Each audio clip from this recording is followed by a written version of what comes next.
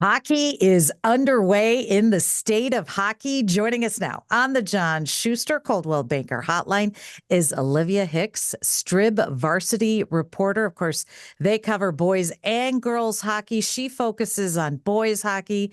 Good morning, Olivia. Thank you so much for joining us. You guys came out with your top 25, and at no surprise, of course, Moorhead at the top. Talk a little bit about this team, the guys who were returning who decided, you know what? I want to play for my high school team, and the draw of juniors that can wait.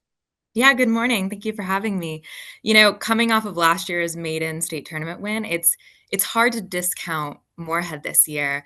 Going into the season, the coach said that the expectation in the community was for the team to reach the state tournament. Now that they have three returning players coming back from the juniors and deciding to give it one last go, the expectations have risen again, and they're shooting for another state title. What is it about this team? It's just, well, first of all, on the back of their jerseys are some NHL names. Their dads Yeah. are, very well known, and that plays into this. But this whole Moorhead community, it is amazing the talent level that we're talking about there. Yeah, exactly. You have a Cullen on the coaching staff. You have that support. There's a lot of resources, but I think the real draw to come back was that they've actually adjusted their schedule and format this year to look more like the juniors. So they have a designated skills coach and time, and they actually talked to their returners and said, what did your schedule look like at the Madison Capitals, at Fargo Forest, and what do you want to see when you come back? So that was a real draw. But for so many of them, the draw was they really enjoy playing with each other. And Mason Kraft, who was Mr. Hockey last year, who's best friends with all of them, was on the other end of a lot of the conversations and didn't necessarily convince them, but definitely encouraged them to come back and play their senior year. Two of them are seniors, one is a junior, Zach Zimmerman, who's a top scorer. And I think so many hockey players feel this pressure to leave early and develop at an early age. And with the CHL ruling, Canadian Hockey League, and NCAA ruling, there's really, more time for players. There's not that rush to go off to college to join the juniors early.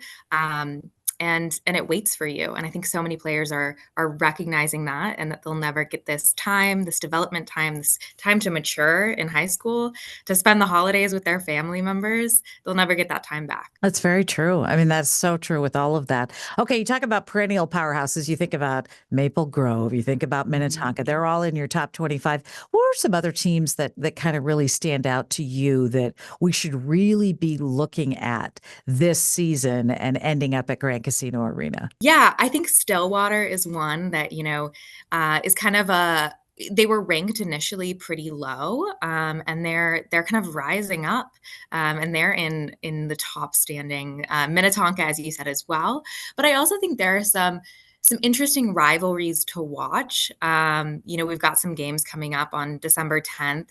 Minneapolis hockey plays the newly formed St. Paul hockey. It's kind of this new rivalry between the two cities that I would encourage people to watch. Joe Christensen, our enterprise reporter, did a great story on, how the state of hockey's capital city, you know, went down to just one team. And so I encourage everyone to read that. Also on December 20th, Hill Murray plays White Bear Lake. That is a storied rivalry. And, I'm sure they'll have a big turnout. So I encourage that. I'm glad you mentioned St. Paul hockey. My son is the assistant coach, goalie coach. He used to be a goalie on the Highland Park Central team. So, yeah, it was Really? a lot of work. I tell you, I will say Joe's article is fantastic, and our community is very Mhm. excited that he profiled it. One of the reasons that it's as successful as it is and had to have one team was the family involvement. So many families raised money Mhm. to make sure there would be one viable team. So it is exciting to see that Minneapolis St. Paul rivalry forming. I know that you have got a Hockey Across America column that's going to be coming out periodically here at Strib Varsity on StarTribune.com. You're looking for good hockey stories. I am, yeah. Hockey across Minnesota, very similar to or football across Minnesota and basketball across Minnesota, will be a weekly column. I'm kind of looking to peek behind the curtain of high school hockey in Minnesota. I'm newer to the state. I'm from Iowa, and I've spent the past 2 years reporting on Formula One and auto racing around the globe. So a bit of a different background, but I love hockey, and I'm interested in the most intriguing stories across the state. Not necessarily game coverage, but rivalries, the history of hockey hair, et cetera. All of those that make Minnesota hockey so special. So yeah, if listeners want to send story ideas my way, they can by shooting me an email at olivia.hicks@startribune.com. Okay. Well, I know you're going to be pummeled with a lot of ideas. There's so many I'm great expecting it. stories out there.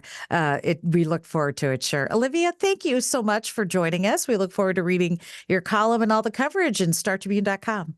Thank you so much for having me.